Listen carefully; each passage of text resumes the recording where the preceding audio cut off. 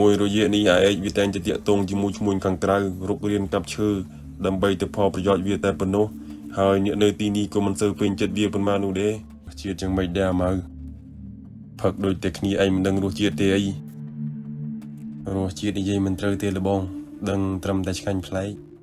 มันอยู่บนม่านสกายขมาเตียงปรำบานุก็เตอบ้านโรลี่คลายจิบใส่ขมาบัดเตอมวยสันตุกรอยหมอกทุกโซนนุกกับบามปลายคลายจิสัตอาคมได้กัดเจนปีการโซดาระบอกปุกวดเตียงใบนุเองกลายปีบานใจหมอกหายเตียงสัตคลาดมไรนังกระใบได้กัดเจนปีมนอาคมนุก็บานบอลสตุกเตอประโยชน์เคลียแต่มาดองกรอนแต่บานเคยวิจัยหมอกเพลียม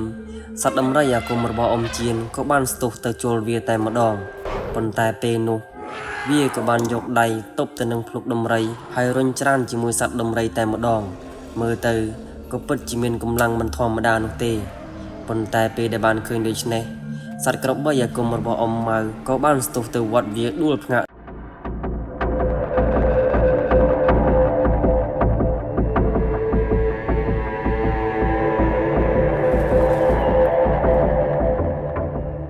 เรื่องราวเลือกน้องพนมดงไรก็เตอร์บานดอสไตรได้เนี่ยแต่งปรำจำในลูกครูไอไซได้เตอร์จะครูระบอมแซน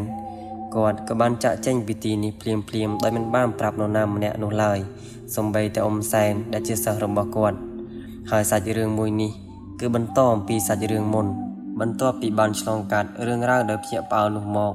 เนี่ยแต่งปรำรวมเมียนเปลี่ยนจำนาแต่งใบลูกปูเชียนพร้อมแต่งบรอดได้จนเจียดเพียเตนุกอดก็มันต้อนฝนดำนาจะเจงปีเปรนี้ในลายนุเตนี่ก็เพราะเหตุใต้เปลนี้คือจะเปลยกปีบะขนมการฝนดำนาโดยในหายปูกวดก็สำระในข้างกราวมกพลุเพลิงนิยมปีเหตุการณ์ในบ้านชูประเตียกันลองมอกตาภูมิระบอลูกปนในชายบิตีนี้คลังเท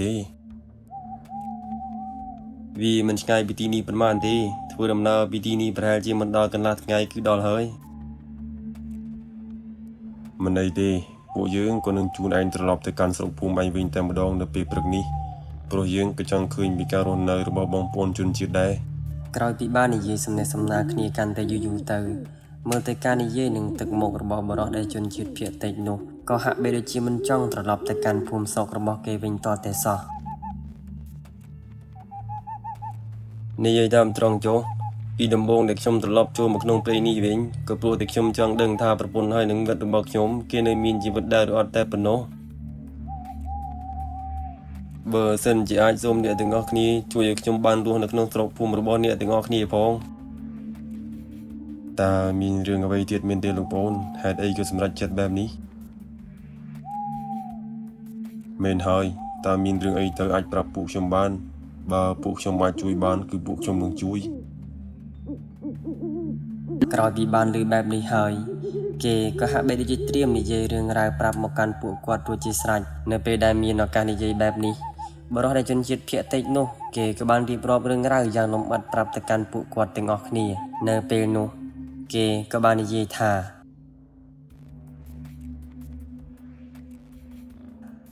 កាលដើមឡើយ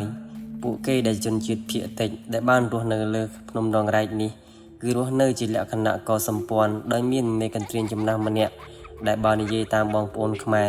ក៏មានឋានៈដូចជាមេភូមិដូចនេះឯងហើយបរិសុទ្ធចំណាស់ម្នាក់ដែលជាមេកន្ទ្រាននោះគាត់ក៏មានឈ្មោះថាអ៊ួងលោកអ៊ំអ៊ួងគាត់ក៏បានដឹកនាំពួកគេរស់នៅប្រកបដោយសុខសុវត្ថិភាពនិងតែងតែការពារពួកគេពីសំណាក់ក្រុមកសម្ព័ន្ធផ្សេងដែលមកយាយីវាទីចង់វាយប្រហារមកកាន់ពួកគេនោះនេះក៏ព្រោះតែលោកអ៊ំអ៊ួងគាត់ក៏ជាអ្នកចេះនៅមន្តអាគមគាថាខ្លាំងពូកែមិនធម្មតានោះទេប៉ុន្តែលុះដល់គ្រាមួយលោកអ៊ំអ៊ួងគាត់ក៏បានលាចាកលោកនេះដោយសារតែជរាពាធដែលមនុស្សគ្រប់គ្នាជាមិនផុតពីកាត់ចាស់ឈឺស្លាប់នោះទេលុះក្រោយពេលដែលលោកអ៊ំអ៊ួងបានស្លាប់ទៅពួកអ្នកភូមិក៏បាននាំគ្នាជ្រើសរើសអ្នកដែលមកបន្តតំណែងជាមេកន្ទ្រីបន្តពីលោកអ៊ំអ៊ួងដើម្បីថែរក្សាការពារស្រុកភូមិរបស់ពួកគេហើយអ្នកដែលត្រូវបានជ្រើសរើសធ្វើជាមេកន្ទ្រីក៏ត្រូវតែជាអ្នកមានសច្ចៈទៀងត្រង់ចេះជួយយកអាសាបងប្អូនអ្នកភូមិជាពិសេសគឺត្រូវតែចេះនៅមន្តអាគមគាថាខ្លាំងពូកែផងដែរហើយនៅថ្ងៃនោះអ្នកដែលគេគិតថាត្រូវបានជ្រើសរើសក៏មានតែឪពុករបស់ខ្ញុំនិងបរិសុទ្ធចំណាស់ម្នាក់ដែលគេនោះមានឈ្មោះថានេះឯងនេះ ก็ព្រោះតែមានតែពួកគាត់ទាំងពីរទេដែលចេះនៅមន្តអាគមគាថាខ្លាំងពូកែដែលអ្នកភូមិគិតថាអាចការពារភូមិបានហើយពេលនោះអ្នកភូមិក៏សម្រេចចិត្តជ្រើសរើសយកឪពុករបស់ខ្ញុំធ្វើជាមេកន្ទ្រីបន្តពីលោកអ៊ំអ៊ុងក៏ព្រោះតែគាត់មានទាំងសមត្ថភាពនិងពូកែទំនាក់ទំនងនិងមានការប្រស្រ័យទាក់ទងគ្នាល្អជាមួយបងប្អូនខ្មែរនៅខាងក្រោមដែលជាហេតុឲ្យពួកគាត់ស្រួលដោះដូរនៅអ្វីៗទៅវិញទៅមកប៉ុន្តែចាប់ពីថ្ងៃនោះមកគឺជាថ្ងៃដែលគ្រួសារខ្ញុំជួបរឿងរ៉ាវដ៏អាក្រក់បំផុតគឺថានេះឯងគេក៏កើតទុកមិនសុខចិត្តនឹងខឹងសម្បារមកកាន់ឪពុករបស់ខ្ញុំហើយគេក៏តែងតែព្យាយាមចាញ់ផ្ចាលដោយមន្តអាគមផ្លូវងងឹតជាច្រើនលើកច្រើនសារប៉ុន្តែពេលនោះឪពុករបស់ខ្ញុំគាត់ក៏អាចការពារខ្លួនបានប៉ុន្តែគាត់ក៏មិនអាចធ្វើអ្វីទៅកាន់នេះឯងនោះបានទេនេះក៏ព្រោះតែពួកគាត់ទាំងពីរក៏មានសមត្ថភាពប្រហាក់ប្រហែលគ្នាតែប៉ុណ្ណោះហើយចាប់តាំងពីថ្ងៃនោះមកមិនមានអ្នកណារស់នៅដោយការប្រហែសនោះឡើយលុះរំលងបានប្រហែលជា5ទៅ6ខែបន្ទាប់ពីពេលនោះគឺជាថ្ងៃមួយដែលអ្នកឯកគេក៏បានទៅពឹងពាក់គ្រូអាគមម្នាក់ដែលគ្រូអាគមម្នាក់នោះគឺជាគ្រូអាគមដែលរស់នៅកោសម្ព័ន្ធផ្សេងហើយគ្រូអាគមម្នាក់នោះគេក៏ធ្លាប់ជាសត្រូវរបស់លោកអ៊ំអ៊ុងហើយនេះឯងគេក៏បានពឹងឲ្យគ្រូនោះជួយក្នុងការធ្វើអំពើផ្លូវងងឹតនិងបញ្ជូនបរិវាររបស់ពួកគេមកសម្លាប់ឪពុករបស់ខ្ញុំហើយដោយហេតុតែឪពុករបស់ខ្ញុំភ្លេចខ្លួនមិនបានត្រៀមទប់ទល់នឹងគេនោះគាត់ក៏បានត្រូវអំពើរបស់គេម្នាក់នោះដោយឪពុករបស់ខ្ញុំដឹងថាមិនអាចយកឈ្នះគេបាននោះឪពុករបស់ខ្ញុំគាត់ក៏បានឲ្យខ្ញុំទៅហៅលោកអ៊ំម្នាក់ដែលរស់នៅភូមិជាមួយគ្នានោះឯងដែលគាត់មានឈ្មោះថាលោកអ៊ំឆាន់តាមពិតទៅលោកអ៊ំឆាន់នេះគាត់ក៏ចេះនៅមន្តអាគមគាថាខ្លាំងពូកែមិនចាញ់លោកអ៊ំអ៊ុងប៉ុន្មាននោះដែរប៉ុន្តែគ្រាន់តែគាត់មិនបង្ហាញតែប៉ុណ្ណោះហើយមានតែឪពុករបស់ខ្ញុំតែម្នាក់គត់ដែលបានដឹងក្រោយពេលដែលខ្ញុំបានទៅហៅគាត់មកដល់ហើយអ៊ំឆាន់គាត់មិនទាន់បានទាំងរៀបចំពិធីជួយឪពុករបស់ខ្ញុំផងឪពុករបស់ខ្ញុំពេលនោះក៏បានដាច់ចោលស្លាប់ទៅនេះក៏ដោយសារតែគេមិនទុកឱកាសឲ្យយើងដោះនោះឡើយគឺថាគេធ្វើផ្ដាច់យកជីវិតរបស់ឪពុកខ្ញុំតែម្ដងហើយបន្ទាប់ពីឪពុករបស់ខ្ញុំបានស្លាប់មកនេះឯកម្នាក់នោះគេក៏បានធ្វើជាមេកន្ទ្រីនៅទីនោះហើយថែមទាំងគេឲ្យគ្រូអាគមនោះព្រមទាំងសិស្សរបស់គេ2នាក់មករស់នៅក្នុងភូមិទៀតផងហើយពួកគេពិតជាខុសខើណាស់គឺថាចាប់ពីថ្ងៃនោះមកពួកគេតែងតែព្យាយាមប្រើបរិវារពួកគេនិងប្រើនៅមន្តវិជ្ជាខ្មៅមកយកជីវិតរបស់ខ្ញុំហើយខ្ញុំមិនចេះអ្វីនោះទេកុំតែបានលោកអ៊ំឆាន់មកជួយការពារខ្ញុំប៉ុណ្ណោះប៉ុន្តែខ្ញុំស្លាប់បាត់ទៅហើយ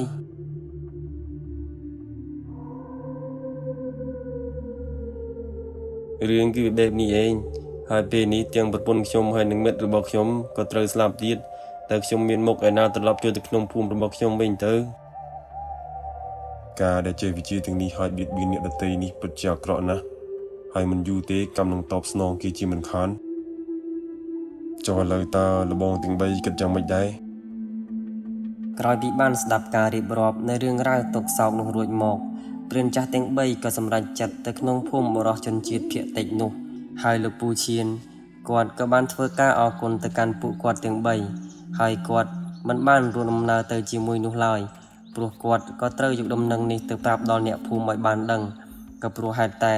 បើគាត់បន្តទៅក្នុងភូមិរបស់ជនជាតិភាគតិចទៀត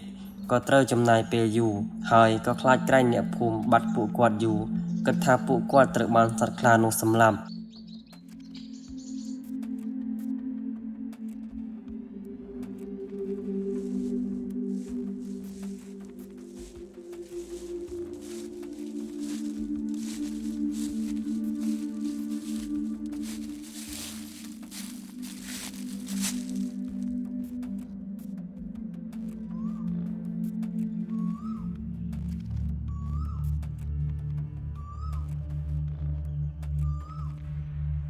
រឿងអាចកំបាំងនៅទីនេះពិតជាច្រើនណាស់នេះមិនមែនជាលើកទី1ទេដែលយើងហើយនឹងឯងឡើងមកកាន់ភ្នំដងរែកនេះនោះព្រៃភ្នំនេះធំសម្បើមណាស់ឯងនឹងយើងធ្វើមិននឹងដល់សពបណ្ដាញលើភ្នំនេះទៅហើយនេះយើងក៏ទើបតែដឹងទេថានៅលើភ្នំនេះក៏មានជនជាតិភាគតិចរស់នៅជាច្រើនកុលសម្ព័ន្ធផងដែរអូនិយាយអញ្ចឹងដបងតើលោកគ្រូហើយនឹងលបងមិនមានការនឹករលត់គ្នាខ្លះទេអីហេតុអីក៏មកហើយទៅវិញតែមិនបានលាគ្នាបែបនេះមិនមែនជារឿងចម្លែកអីទេលបងគាត់ចង់ទៅក៏ទៅចង់មកក៏មកឡើងខ្ញុំទម្លាប់ទៅហើយ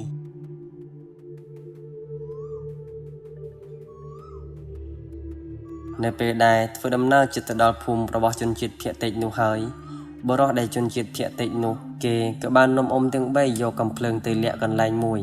ព្រោះថាភូមិរបស់គេមិនអនុញ្ញាតឲ្យអ្នកក្រៅចូលទៅដោយមានកំភ្លើងនោះឡើយដូច្នេះហើយទើបគេនាំអ៊ំទាំង3យកកំភ្លើងមកលាក់មុននឹងចូលទៅកាន់ភូមិរបស់ពួកគេ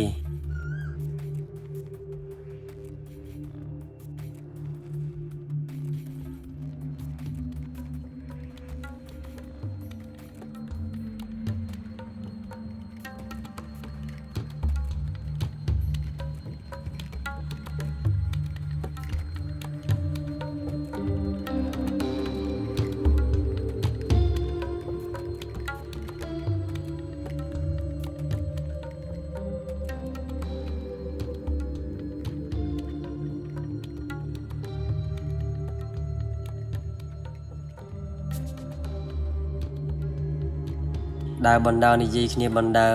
មិនយូរប៉ុន្មានព្រានចាស់ទាំង3ក៏បានធ្វើដំណើរទៅដល់ភូមិរបស់បរិះដែលជនជាតិភាគតិចនោះពេលដែលបានទៅដល់ទីនោះហើយ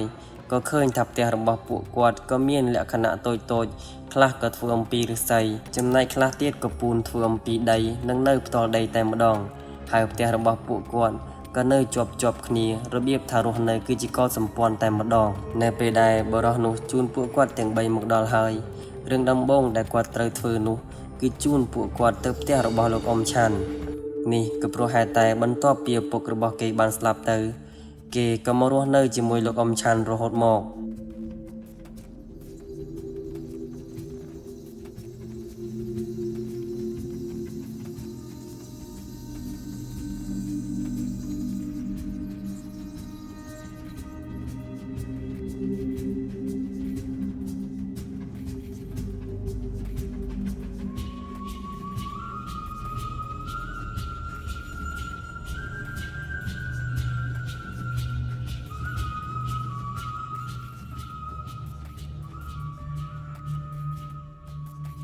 លុះពេលដែលគេបានមកដល់ហើយគេក៏បានរៀបរាប់រឿងរ៉ាវដែលបានកើតឡើងទៅកាន់ពួកគេទាំង3និងប្រាប់ដំណឹងដល់សោកសង្រេងទៅកាន់អ៊ំឆាន់នោះក៏ព្រោះតែនាយស្នាយដែលត្រូវជាមិត្តរបស់គេនិងប្រពន្ធរបស់គេក៏បានស្លាប់ទៅក្នុងព្រៃនោះបាត់ទៅហើយមិនន័យទេឲ្យតែឯងនៅមានជីវិតម្នាក់ក៏ល្អហើយថ្ងៃដែលពួកឯងចុះទៅក្រោមហើយបាត់ពួកឯងយូរថ្ងៃបែបនេះយើងក៏បានឲ្យអ្នកភូមិទៅជួយរកពួកឯងនៅក្នុងព្រៃដែរប៉ុន្តែអាឯកវាមិនព្រមឲ្យទៅណាឡើយក៏តែងតែលើកហេតុផលថាខ្លាចសត្វខ្លាសនោះនៅពេលនោះគេក៏បានណែនាំអ៊ំទាំង3ទៅកាន់អ៊ំឆាន់និងបានរៀបរាប់រឿងរ៉ាវនៅក្នុងព្រៃនិងមូលហេតុដែលព្រានចាស់ទាំង3បានជួយអ្នកភូមិនិងបន្តជូនគេមកកាន់ទីនេះវិញមួយរយៈនេះអាឯកវាតែងតែតាក់ទងជាមួយឈ្មួញខាងក្រៅរុករៀនកាប់ឈើដើម្បីទៅផលប្រយោជន៍វាតែប៉ុណ្ណោះហើយអ្នកនៅទីនេះក៏មិនសូវពេញចិត្តវាប៉ុន្មាននោះទេនៅពេលដែលពួកគាត់កំពុងតែឈរនិយាយគ្នានោះក៏ស្រាប់តែមានមនុស្ស3នាក់បានដើរសម្ដៅមកកាន់ពួកគាត់ដែលគេគឺជានាយឯកនិងកូនសិស្សរបស់គ្រូអាគមនោះ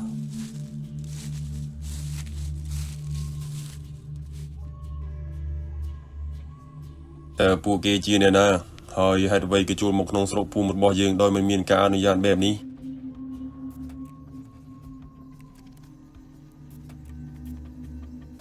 ខាន់នេះឯងមិនទាន់ងាប់ទេអីយើងស្មានតែឯងងាប់ចូលឆ្អឹងក្នុងព្រៃនោះហើយពួកខ្ញុំគ្រាន់តែជួនលោកប្អូនខាងនេះមកតែប៉ុណ្ណោះ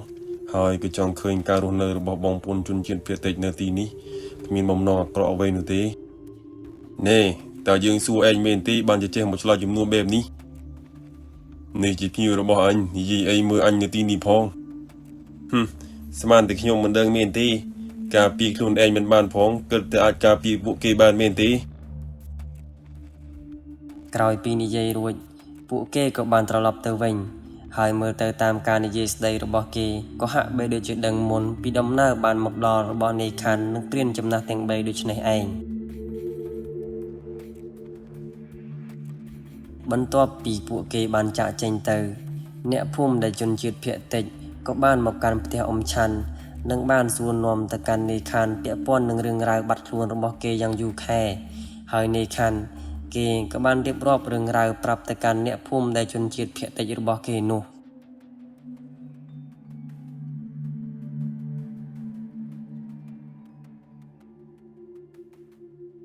នៅលើភ្នំដងរែកពេលល្ងាចថ្ងៃក៏ចាប់ផ្ដើមរៀបលេចនៅពេលនោះអ៊ំឆាន់គាត់ក៏បានអង្គុយនិយាយជាមួយព្រានចំណាស់ទាំង3ព្រមទាំងឲ្យពួកគាត់ភ្លក់នៅរសជាតិស្រាពីងរបស់បងប្អូនជនជាតិភាគតិចផងដែរ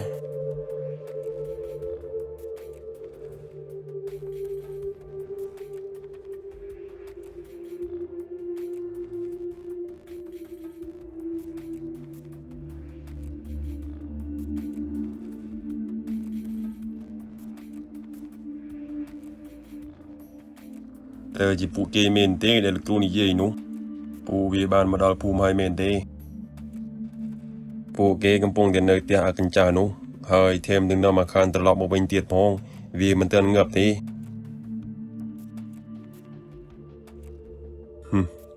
ល្អណាស់ពួកឯងក៏នឹងត្រៀមឲ្យហើយទៅយប់នេះនឹងមានរឿងលេងសប្បាយហើយលោកគ្រូគិតមែនទេថាកញ្ចាឆាន់វាព្រមលេងនៅយប់នេះនោះបើវាហ៊ានតតាំងនឹងយើងនៅសារតែពួកគេទាំង3នាក់នោះគឺល្អហើយយើងនឹងធ្វើឲ្យពួកគេដឹងថាថ្ងៃស្លាប់របស់ពួកគេគឺមកដល់នៅយប់នេះហើយកាលពីបាននិយាយរួចពួកគេក៏បានរៀបចំក្បួនពិធីទៅតាមក្បួនខ្នាតនៃមន្តអាគមរបស់ពួកគេដើម្បីលេងសឹកអាគមនៅយប់នេះរសជាតិយ៉ាងម៉េចដែរម៉ៅផឹកដូចតែគ្នាឯងមិនដឹងរសជាតិទេអីរសជាតិនិយាយមិនត្រូវទេលបងដឹងត្រឹមតែឆ្ងាញ់ប្លែក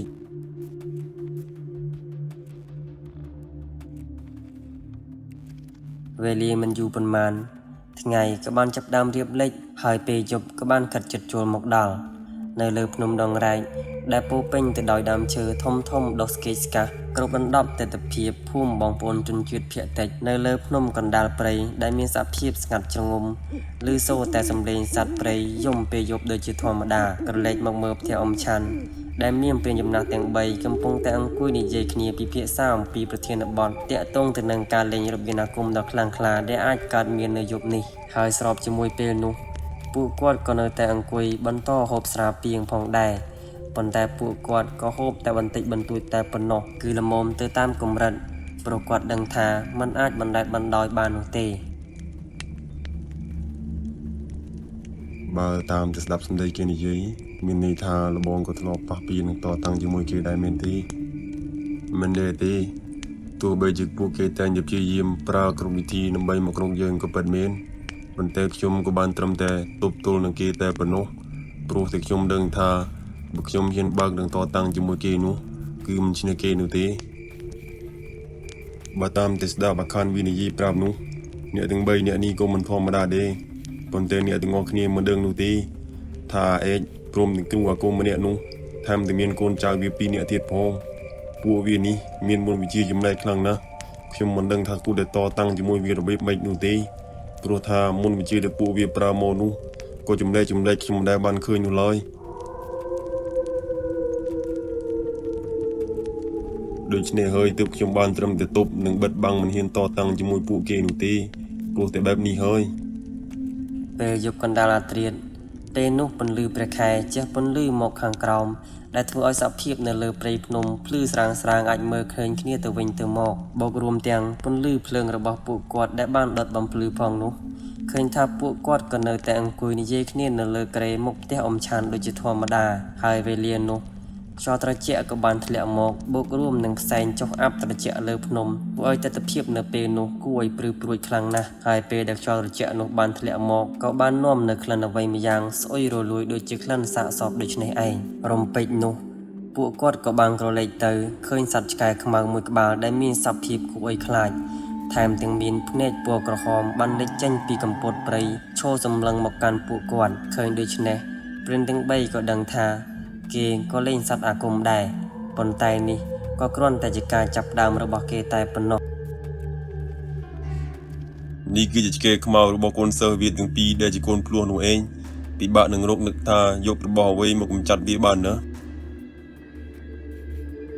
ពេលដែលពួកគាត់ឈរសម្លឹងបានមួយសន្ទុះពេលនោះក៏ស្រាប់តែលេចរូបរាងឆ្កែខ្មៅចំនួន4ក្បាលបន្ថែមទៀតកំពុងតែដើរសំដៅមករកពួកគាត់ក្រោយពីបានឃើញដូច្នេះព្រានចំណាស់ទាំង3ក៏បានឲ្យអ៊ំឆាន់ការពីនៃខណ្ឌ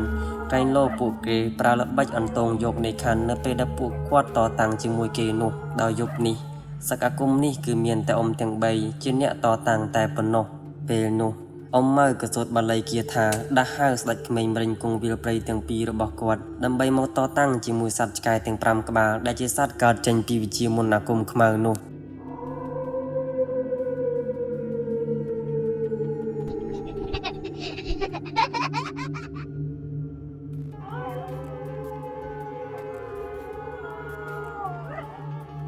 ក្រោយពីបានឃើញក្មេងម្រិញគង់វាលព្រៃទាំងពីរនៅចំពោះមុខវាបែបនេះសត្វឆ្កែខ្មៅទាំង5ក្បាលនោះក៏បានដើរសម្ដៅមកកាន់ពួកគេដោយដំណើរយ៉ាងអំណាចនិងកែវភ្នែកគួរឲ្យខ្លាចប៉ុន្តែវាបានដើរមិនទាន់ទាំងដល់ផងក៏ត្រូវបានក្មេងម្រិញគង់វាលសូត្រនៅបាលីចងមាត់ដែលធ្វើឲ្យពួកវាមិនអាចធ្វើអ្វីបានឡើយក្រៅពីស្រែកដោយការឈឺចាប់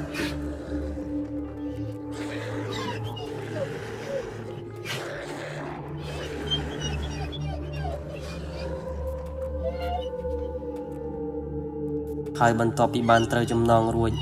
ក្មេងម្រិញគង់វាលទាំងពីរនោះក៏បានយកដំបងវាយទៅកាន់សត្វឆ្កែទាំង5ក្បាលនោះធ្វើឲ្យពួកវាលាន់សម្លេងសម្រែកដោយការឈឺចាប់រំពងពេញតែព្រៃ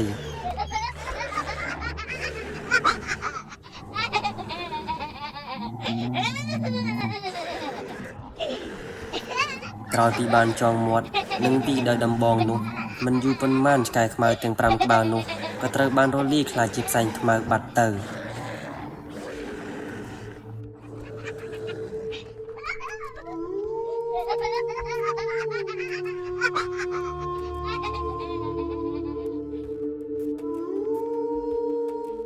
ពិតជាអស្ចារ្យណាស់ដែលមានគេទាំងពីរហើយថែមទាំងលបងដឹងពីវិធីកម្ចាត់វាទៀតផងពួកវាទាំងពីរនេះធ្លាប់ខ្វៀលសត្វព្រៃវាមិនខ្លាចទេឆ្កែស្រុកនោះ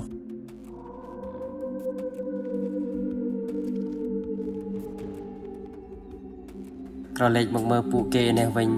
ឃើញថាពួកគេក៏មិនព្រមបញ្ឈប់ទៅត្រឹមនេះទេ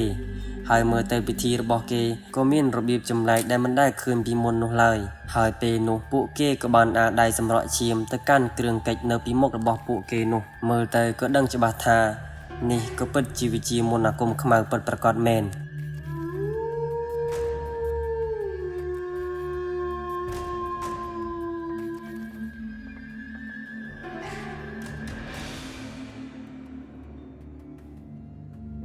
មកទៀតហើយពេលនោះសំឡេងសន្ធឹកជើងសត្វដំរីពីរក្បាលដើរអមសងខាងសត្វខ្លាដែលមានមាឌធំសម្បើមដែលកើតចេញពីមន្តអាគមរបស់ពួកគេក្រោយពីបានឃើញបែបនេះទើបព្រានចាស់ទាំង3ដឹងថាពួកគេគឺជាអ្នកចេះនៅមន្តវិជាខ្មៅដ៏ខ្លាំងក្លាមិនធម្មតាលើសគ្រូអាគមដែលធ្លាប់បានតតាំងជាមួយពួកគាត់កន្លងមកវាលេងសម្លាប់ហើយយ៉ាងមិនដាឈានបើមើលទៅពួកវានេះច្បាស់ជាអន្តងចាប់ប្រលឹងព្រីស័ព្ទទុកប្រើសម្រាប់គូប្រជែងវាជាមិនខានវាអាចធ្វើបែបនេះបានវាមិនធម្មតាទេ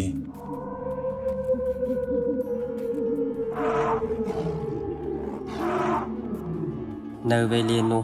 ព្រានទាំង3ក៏មិនបានបង្អង់យូរទៀតនោះទេគាត់ក៏បានចាប់ទាញយករូបសូនដែលជាសត្វអាគមរបស់គាត់ចេញមករៀងៗខ្លួនបន្ទាប់មកក៏បានសូត្រដាស់នៅបាលីគាថារបស់គាត់រួចក៏គប់រូបសូនទាំងនោះទៅលើដីមួយសន្ទុះក្រោយមករូបសូននោះក៏បានប្រែក្លាយជាសត្វអាគមដែលកើតចេញពីការសូត្រដាស់របស់ពួកគាត់ទាំង3នោះឯងក្រោយពីបានចេញមកហើយទាំងសត្វខ្លាដំរីនិងក្របីដែលកើតចេញពីមន្តអាគមនោះក៏បានបោលស្ទុះទៅប្រយុទ្ធគ្នាតែម្ដងហើយមើលទៅសឹកអាគមដោយការប្រើសត្វអាគមនេះក៏លាន់សន្ធឹកឮសំឡេងសម្រែកពេញតែព្រៃមិនធម្មតា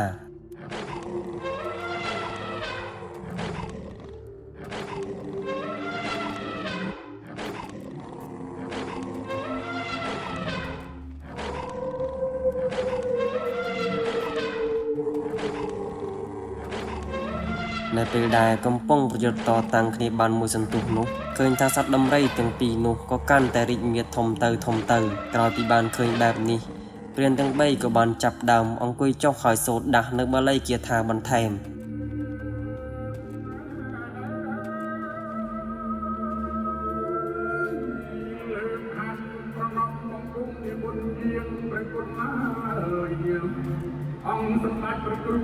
ស្របគ្នាជាមួយពេលដែលពួកគាត់កំពុងតែសូត្រនោះឃើញថាអ៊ំម៉ៅនិងអ៊ំជៀនគាត់ក៏បានទះដៃទៅនឹងដីចំនួន3ដៃរំពេចនោះដំរីអាគមនិងក្របីអាគមនោះ ក៏បានពង្រីកខ្លួនយ៉ាងធំសម្បើមអស្ចារ្យពេលនេះសត្វអាគមក៏បានបន្តប្រយុទ្ធគ្នាដោយមានម្ចាស់របស់វាចូលដាស់នៅបាលីគាថាបន្ថែមផងដែរ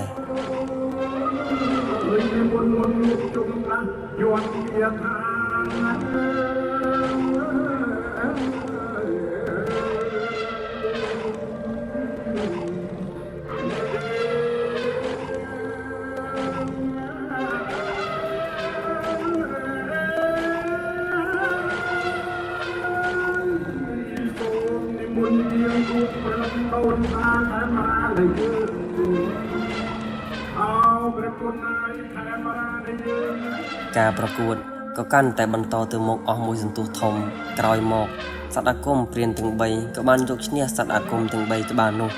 ហើយពេលនោះពួកវាក៏បានរលាយបាត់ទៅតែពេលដែលពួកវារលាយ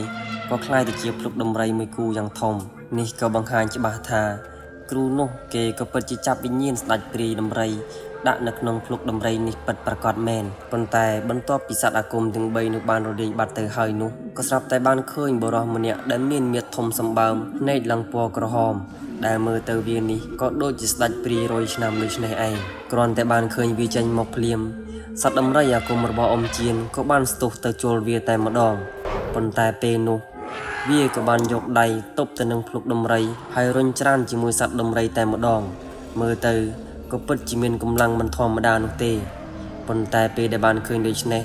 សត្វក្របីអាគមរបស់អ៊ំម៉ៅក៏បានស្ទុះទៅវត្តវាដួលភ្ងាក់ទៅខាងក្រោយតែម្ដងពេលដែលអ៊ំសែនឃើញដូច្នេះ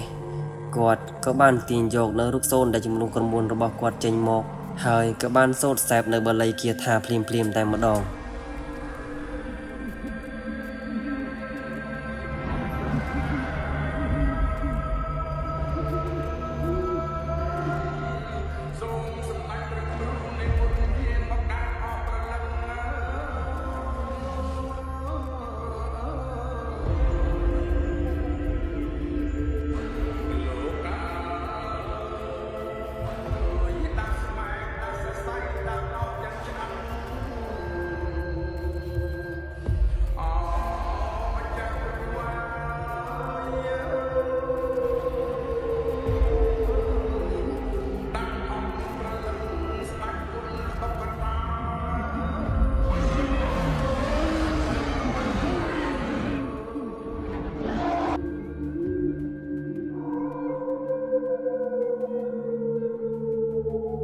នៅពេលដែលសឹកអាគមដ៏ធំមួយនេះបានបញ្ចប់ឃើញថារបស់ដែលអ៊ំម៉ៅនិងអ៊ំសែនប្រើ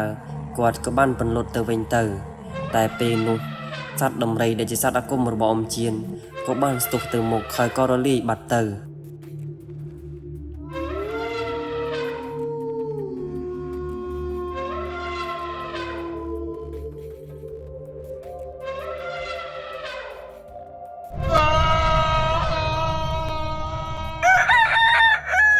លុះដល់ព្រឹកឡើងបងប្អូនអ្នកភូមិដែលជនជាតិភាគតិចក៏បានមកចោមរោមមើលនៅផ្ទះរបស់គ្រូជនជាតិភាគតិចនោះដោយពេលនោះក៏ឃើញពួកគេទាំង4ដេកស្លាប់នៅខាងមុខផ្ទះតែម្ដងដោយមិនមានរបួសអ្វីធ្ងន់ធ្ងរនោះទេដោយគ្រាន់តែឃើញស្នាមជាំនៅលើដើមទ្រូងដូចគ្នាក៏ដូចជាសត្វអ្វីបានជន់ដូចនេះឯងហើយពេលនោះបរិះដែលជនជាតិភាគតិចអ៊ំឆាន់ព្រមទាំងព្រានចំណាស់ទាំង3ក៏មានវត្តមាននៅទីនោះផងដែរហើយនៃខណ្ឌគេក៏បានរៀបរាប់រឿងរ៉ាវទាំងអស់តាំងពីដំបូងប្រាប់ទៅកាន់បងប្អូនដែលជនជាតិភាគតិចនោះហើយនៅពេលដែលបានស្ដាប់រឿងរ៉ាវទាំងអស់នោះដោយហេតុតែបងប្អូនជនជាតិភាគតិចមិនពេញចិត្តនៅនេះឯងនឹងគ្រូអាគមអ្នកនោះផងនោះពួកគាត់ក៏មិនបាននិយាយអ្វីទៅកាន់អ៊ំទាំង3នោះឡើយហើយនៅពេលនោះអ៊ំឆាន់គាត់ក៏បានព្រមទទួលភារកិច្ចឡើងធ្វើជាមេកន្ទ្រាញគ្រប់គ្រងនៅភូមិជនជាតិភាគតិចមួយនេះចាប់ពីពេលនោះទៅតែម្ដងហើយរឿងមួយនេះក៏សូមបញ្ចប់តែត្រឹមនេះបើសិនជាការបញ្ចូលសម្លេងរបស់ខ្ញុំបាទមិនពីរោះឬមានកន្លែងណានិយាយខុសឆ្គងក៏សូមបងប្អូនអធិស្ឋានដល់រូបខ្ញុំបាទផងជាពិសេសបងប្អូនដែលជនជាតិភាគតិចបើសិនជាខ្ញុំបាទនិយាយលើសលួសឬមិនមានបង្ហាញនៅអ្វីគ្រប់គ្រាន់ក៏សូមបងប្អូនអធិស្ឋានដល់រូបខ្ញុំបាទផងជាចុងក្រោយខ្ញុំបាទសូមជូនពរពុកម៉ែបងប្អូនទាំងអស់គ្នាដែលបានទស្សនាវីដេអូរបស់ខ្ញុំបាទដល់ចប់ជួបតែសេចក្តីសុខគ្រប់ក្រុមគ្រួសារសូមអរគុណ